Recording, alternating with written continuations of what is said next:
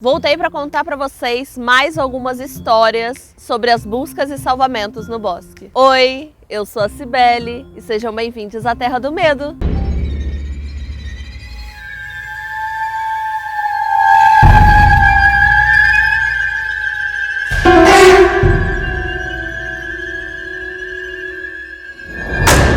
Um bombeiro que estava ajudando a gente ali no treinamento, ele contou de uma vez que ele foi chamado para supostamente resgatar uma criança que estava numa árvore muito grande. Ele disse que não passaram muitos detalhes para ele, só falaram que ele precisava ir lá muito rápido porque as pessoas que estavam resgatando a criança não tinham os equipamentos necessários. E ele foi chamado porque essa árvore era tão grande que os oficiais não estavam se sentindo ali seguros para escalar ela. Ele já tinha trabalhado ali como aparador de árvores antes dele entrar para o Buscas e Salvamentos no bosque, então ele conseguiu uns equipamentos antigos dele para ir lá ajudar. Ele chegou lá e quando ele chegou, os guardas apontaram para uma árvore, gente, que era enorme, muito grande. E na hora que esse bombeiro viu o tamanho dessa árvore, ele soltou uma risada e falou assim: não é possível, essa criança subiu essa árvore, e fez uma piada sobre bombeiros que resgatam gatinhos em árvores e tal. E o oficial que estava lá balançou a cabeça e disse para ele subir e resgatar o garoto. Ele percebeu que tinha alguma coisa acontecendo, mas ele não perguntou muita coisa. Enquanto ele estava subindo essa árvore, ele começou a se perguntar se os oficiais não estavam, sei lá, pregando uma peça nele, porque ele não estava vendo como seria possível esse garoto subir essa árvore. Ela era muito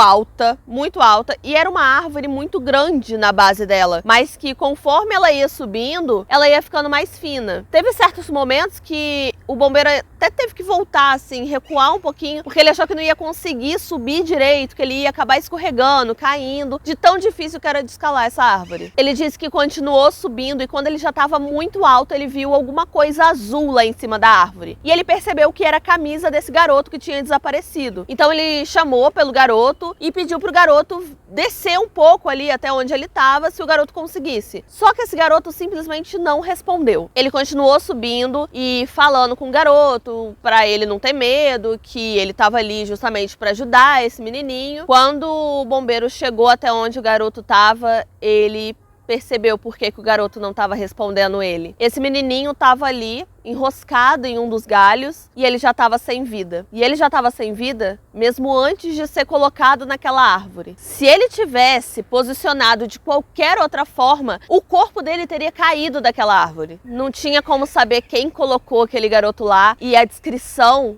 que esse bombeiro fez foi completamente horrível. A forma como o corpo estava posicionado era muito bizarro. Os intestinos do garoto estavam saindo pela boca e acabavam que estavam se enrolando ali naquela árvore. Ele falou que era como se fosse uma árvore de Natal muito bizarra, sabe? Ele começou a olhar melhor ali a cena. Também tinham partes e órgãos do garoto saindo pela parte de baixo. Todas essas partes estavam presas na árvore. Era uma cena completamente caótica e bizarra. Era como um corpo que fica muito tempo na água, sabe? E os órgãos acabam inchando e saem um pouco pra fora, como por exemplo a língua incha, esse tipo de coisa. Esse bombeiro acha que ele entrou em estado de choque nessa hora, porque a primeira reação dele foi cutucar o corpo até que o corpo caísse. Ele estava tentando tirar o garoto de lá de uma forma que não é adequada, sabe? Ele começou a empurrar com um pedaço de galho que ele tinha conseguido retirar. Ele não sabe porque ele fez isso, mas ele fez. E foi assim que o corpo caiu. E ele quase perdeu o emprego dele por conta disso. Ele explicou que foi a única forma que ele conseguiu de imaginar de tirar aquele corpo dali, porque ele não ia enrolar os órgãos do garoto em volta do próprio corpo, nem botar o garoto no ombro dele, sabe? Ele não seria capaz de fazer isso. Ele disse que ele já viu vários corpos, mais do que ele gostaria, mais do que ele conseguiria até contar pra gente, mas esse foi o limite, assim, foi o máximo do que ele já tinha visto na vida dele. Ele até descreveu um caso que uma vez num resgate, na cidade mesmo, dentro de uma casa, um menininho se escondeu no incêndio na casa dele, dentro da banheira, e o corpo dele foi cozido por conta do incêndio. E mesmo essa cena bizarra não se compara com o que ele viu no parque. O bombeiro, depois que o corpo caiu no chão, ele ouviu o corpo cair, mas os oficiais não ficaram abismados, não surtaram, nada. Isso porque eles chamaram o bombeiro já sabendo que o garotinho estava lá em cima, já sem vida. Esse cara simplesmente ficou muito puto e foi até o superior dele perguntando por que ele foi mandado para essa chamada, sendo que o menino já estava até sem vida. Não era da competência dele ir lá e buscar o corpo em cima daquela árvore. Mas o superior dele falou que não era da conta dele e só agradeceu pelo serviço. E o bombeiro me contou que o superior dele agradeceu por ele ter coletado a prova. E foi uma forma estranha, sabe, de dizer obrigado por coletar a prova, como se não fosse o corpo de uma pessoa, sabe, como se fosse um objeto. O bombeiro começou a ser levado para fora do parque e ele continuava tentando perguntar ali para as pessoas que estavam acompanhando ele por que ele foi chamado para essa missão, que tinha acontecido com o garoto, e começaram a falar para ele que não poderiam discutir um caso que estava em aberto. Foi então que eu perguntei para ele o que ele achava que tinha acontecido com esse garoto. Ele parou para pensar um pouco e ele disse que responderia que foi lesão por esmagamento, assim. Isso ele pensando ali no estado do corpo, mas pela forma que as entranhas dele estavam pro lado de fora, parecia que ele foi tirado de um vácuo, sabe? Parecia que alguém tinha colocado para sugar as partes do garoto, os órgãos do garoto. Mas por fora não tinha nenhum trauma. Esse bombeiro ficou realmente muito baqueado com essa situação, com esse caso, e isso apavora ele até hoje. Gente, a gente tá procurando outro lugar para gravar. Oi, tudo bom? A gente tá procurando outro lugar para gravar mais uma parte. E a gente tá ficando meio tonto. Então eu resolvi pedir pro Vi filmar, porque pode ser que aconteça com a gente alguma dessas histórias. Então, perigoso. Mas vamos continuar procurando, vai dar tudo certo. O Vi tá muito medroso. Um dos veteranos tá assistindo os vídeos. Ele viu os vídeos que eu tô contando as histórias, ele reconheceu as minhas histórias, me reconheceu e ele me parabenizou. A gente já tinha conversado algumas vezes, a gente já se conhecia e aí ele perguntou se podia me contar algumas das histórias, né? Falar sobre as escadas, o que ele pensava sobre as escadas. Ele disse que estava muito feliz de eu estar contando essas histórias aqui, né? Compartilhando essas histórias, porque o Serviço de Busca e Salvamentos está fazendo um serviço muito bom em esconder todas essas histórias. Nessa mesma hora, eu perguntei pra ele, como assim? Eles estão fazendo um serviço muito bom em esconder tudo isso. E ele ficou meio espantado, assim, falando, como assim? Como assim você tá me perguntando isso, sabe? E realmente, ele falou umas coisas que é verdade, tipo, a mídia não investiga, sabe? Não fala sobre esses casos de crianças desaparecidas no meio da floresta, de pessoas que somem, de pessoas que acabam morrendo em lugares completamente inseguros aqui do parque. E realmente o que parece é que querem que as pessoas continuem vindo aos parques, mesmo sabendo que aqui não é nada seguro. Aí ele até falou que essas coisas deveriam ser investigadas. Porque assim, não é como se essas coisas acontecessem todo dia. Não é todo dia que uma criança desaparece sem deixar rastro. Só que acontece um número de vezes o suficiente para que seja investigado. E ele falou principalmente as escadas, porque é um negócio que não tem muita explicação. Então tinha que investigar para saber o que é. Aí ele falou que ficou muito surpreso de eu não ter falado sobre as escadas invertidas. Nessa hora eu fiquei me perguntando do que ele estava falando, perguntei pra ele, como assim as escadas invertidas? Aí ele ficou meio chocado, porque eu trabalho há tanto tempo, né, com o serviço florestal, e ele disse, nossa, você trabalha há tanto tempo, como você nunca viu uma das escadas invertidas, ou como você nunca ouviu falar sobre elas? Nessa hora eu pedi para que ele me explicasse como funciona nessas escadas invertidas. Ele falou que existem as escadas normais, que é essa que eu já contei pra vocês várias vezes, né, vários casos aqui, mas tem as escadas invertidas também. Ele me explicou que é pra eu imaginar o seguinte, é uma casinha de boneca. Pensa uma casinha de boneca aí na sua cabeça. Aí tem uma escada dessa casinha de boneca. Você tira essa escada e é como se você invertesse a ordem dessa escada. O degrau de baixo vira degrau de cima e o degrau de cima vira de baixo. E aí você pega essa escada da casinha de boneca e coloca no meio da floresta aleatoriamente. Ele disse que não vê essas escadas assim com tanta frequência quanto as escadas normais, mas tem alguma coisa muito esquisita nelas, sabe? Tem uma coisa muito incômoda nelas. Ele falou que lembra muito quando acontece um tornado, sabe? Um furacão, que aí as casas são derrubadas e ficam em pé algumas coisas aleatórias, tipo muro de jardim fica em pé, ou então uma chaminé fica em pé. Ele falou que essas escadas incomodam ele muito mais do que as escadas normais. E ele não vê com tanta frequência assim, é mais comum ver as escadas normais, mas ele não sabe muita coisa sobre elas também. Então ele disse que vai investigar, vai tentar saber mais sobre elas e vai me contar. E pode deixar que quando ele me contar, eu conto aqui pra vocês. Ele também mencionou a quantidade de pessoas que falam que encontraram o homem sem rosto, né? A criatura sem rosto. E ele me disse um tanto quanto animado que ele já tinha tido um encontro com essa criatura. Ele falou que estava num treinamento e ele estava acampado. Era durante a noite. E ele começou a ouvir um barulho do lado de fora da barraca dele, como se alguém estivesse andando por aí. E aí, eu sei disso, ele também sabe, que quando a gente está fazendo um treinamento no meio de uma floresta à noite, o recomendado é a gente não sair passeando por aí, né? Não fazer busca sozinho, não ficar andando à toa no meio da floresta. Mas ele imaginou que fosse um novato, que deu ali uma vontade de fazer um pequeno pips e estava perdido, não estava conseguindo voltar para o acampamento. Aí ele lembrou de uma vez que um dos veteranos, num treinamento desses inclusive, quase caiu da beirada de uma montanha. E aí ele ficou com medo de ser um novato e acontecer a mesma coisa, porque isso traumatizou muito ele, ficou muito na cabeça dele. Aí ele resolveu sair da barraca e ele viu assim ao longe uma pessoa e ele começou a fazer sinal para essa pessoa falando: olha, o acampamento é aqui, pode voltar para cá. Só que essa pessoa ignorou completamente ele e foi em direção à floresta. Ele até falou que sabe que é uma coisa estúpida, que não é para seguir os outros na floresta, mas eles estavam no acampamento à noite, não tinha QG perto, então ele pensou assim: a gente vai acabar perdendo tempo, cuidando de algum machucado que essa pessoa vai ter.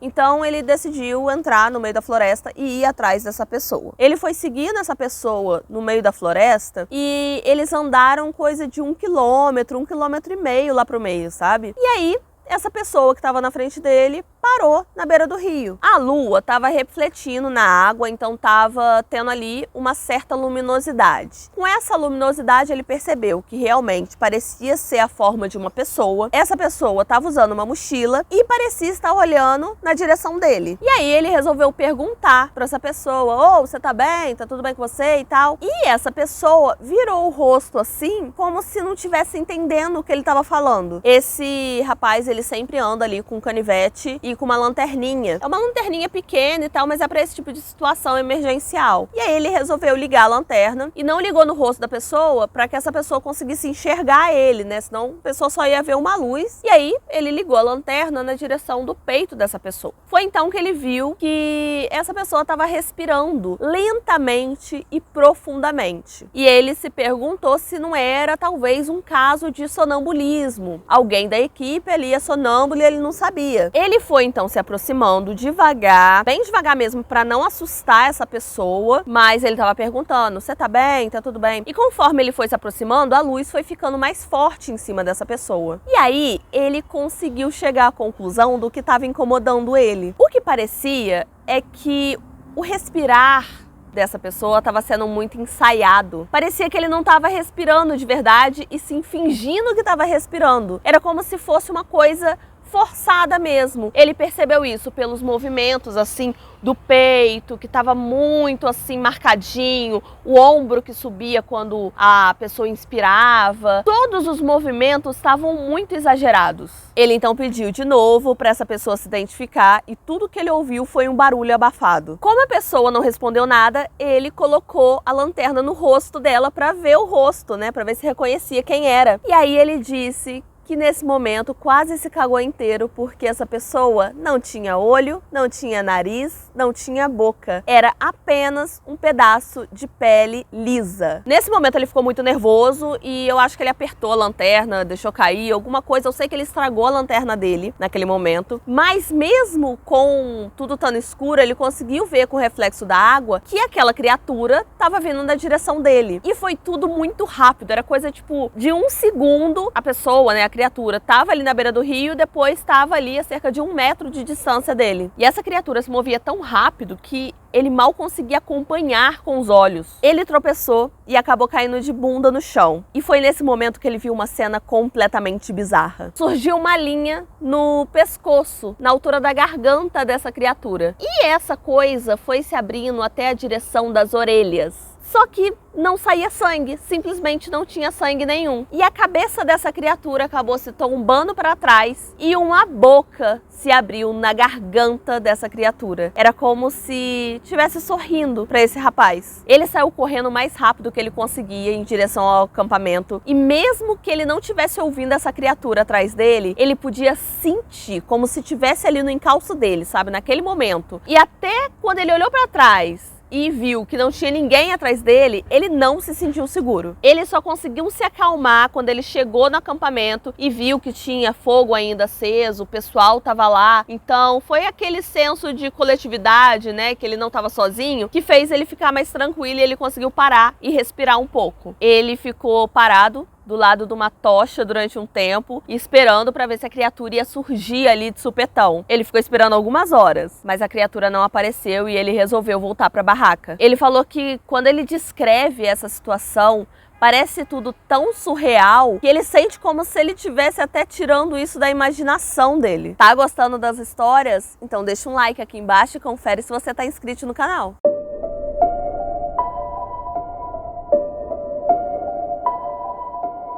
A gente estava contando histórias de fantasmas antes de dormir só pra zombar de quem fica assustado, sabe? Na maioria das vezes, quem fica assustado são os novatos. Mas dessa vez, uma mulher contou uma história, olha, que realmente conseguiu me deixar intrigada. Acaba que todas as histórias que a gente conta em volta de uma fogueira à noite são verdadeiras, mas tem aquele quê de dúvida. Mas alguma coisa me diz que essa história realmente aconteceu. Tinha aquele toque de verdade que só os eventos realmente traumatizantes têm. Ela contou que quando era criança, ela e uma amiga dela tinham muito costume de ir pra floresta. E ela morava próximo a uma floresta muito, muito densa, sabe? E ela disse que as florestas perto da casa dela não são como aqui, como esse lugar que a gente tá gravando agora, por exemplo. Lá, as florestas eram tão densas que o sol simplesmente não conseguia entrar em algumas partes. Ela e a amiga nasceram e cresceram naquele lugar, então elas não tinham muito medo de ficarem sozinhas. Mas elas já estavam também acostumadas a manter certa cautela ali em certos lugares. Isso nunca foi falado explicitamente para elas, mas elas sabiam como uma regra oculta que elas não deviam entrar na floresta a mais de 2 quilômetros distante ali das próprias casas. Ela e a amiga costumavam brincar ali na floresta e contavam histórias sobre ursos, sobre criaturas da floresta. E aí, quando elas estavam brincando na floresta, elas se escondiam, sabe? E quando uma estava procurando a outra, e outra soltava um rosnado para assustar, coisas do tipo. Ela falou que em certo verão teve uma tempestade muito forte que acabou derrubando várias árvores dessa floresta. E o incêndio também começou e acabou que queimou uma boa parte da floresta que ficava perto da casa dela. Os bombeiros conseguiram controlar o fogo, mas eles voltaram de dentro da floresta completamente diferentes. Parecia que eles tinham voltado de uma guerra, sabe? Parecia que tinha medo no rosto deles. Eles estavam em completo choque. E ela e a amiga começaram a conversar, falando que aqueles bombeiros estavam parecendo mortos-vivos. Quando as pessoas iam perguntar para eles o que estava acontecendo, né, esse pessoal que trabalhou nos incêndios, eles não falavam nada. E muitos deles se mudaram da cidade logo depois que isso acabou. Ela chegou em casa e perguntou para os pais o que tinha acontecido na floresta, por que os bombeiros estavam dessa forma. E eles falaram que não sabiam de nada,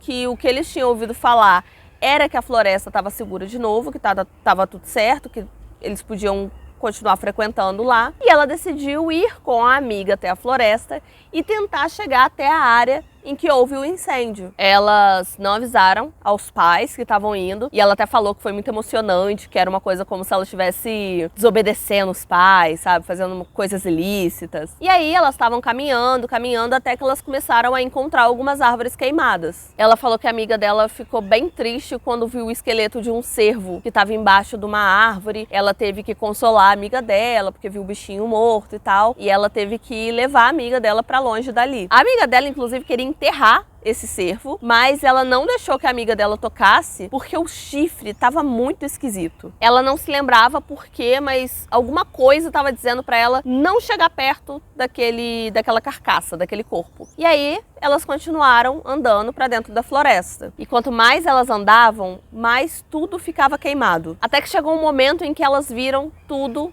marrom, preto e cinza. Não tinha mais nenhum verde, não tinha mais nenhuma árvore de pé. Elas estavam paradas ali, olhando para aquilo, meio baqueadas, até que elas ouviram alguém gritando de longe. Ela se assustou na mesma hora porque a primeira coisa que passou pela cabeça dela era que o pai dela estava gritando ela e que ela ia ficar de castigo e tal. A amiga dela parou e se escondeu atrás de uma pedra, porque ela não queria ser pega ali de jeito nenhum, porque a amiga dessa menina que tá contando a história falou com os pais, mentiu, falando que não ia pra floresta, que ia, na verdade, no cinema com essa menina que tá contando a história. Elas ficaram ali juntinhas e em certo momento elas perceberam que essa voz estava se aproximando de alguma forma. E aí elas perceberam que essa voz estava pedindo ajuda. Elas imaginaram que era alguém que tinha entrado na floresta, tinha se perdido e aí estava procurando ajuda para voltar para a cidade. Porque ela disse que isso é uma coisa bem comum lá, sabe? As pessoas acabam entrando, se perdem e depois para voltar é um rolê. Então ela estava até acostumada a ajudar as pessoas a mostrar o caminho de volta para a cidade. Ela falou que continuou andando em direção à voz e começou a gritar para a voz vir também na direção dela. E aí elas continuaram andando, até que ela avistou a pessoa. O rosto da pessoa estava completamente vermelho, tudo sujo de sangue. Ela então falou com a amiga para pegar a mochila, porque dentro da mochila tinha um kit de primeiros socorros, e a amiga dela ficou petrificada, porque